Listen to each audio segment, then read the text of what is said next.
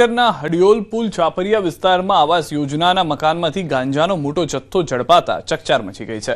બાતમીના આધારે હિંમતનગર ડિવિઝન પોલીસે દરોડા પાડી એક લાભાર્થીના બી બ્લોકના મકાનમાંથી 2 પ્લાસ્ટિકની બેગમાં સંતાડેલો 6 કિલો 413 ગ્રામ ગાંજો જપ્ત કર્યો હતો, જેની અંદાજિત કિંમત ₹3,20,650 છે।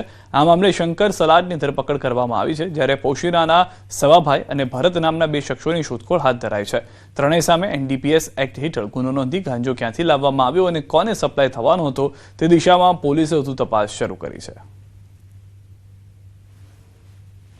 आवास योजना खाते ब्लॉक नंबर बी में एक व्यक्ति त्या प्लास्टिक 2 थैला में गांजो आवेलानी हकीकत एक पुलिस कॉन्स्टेबल ने बातमी मळेली।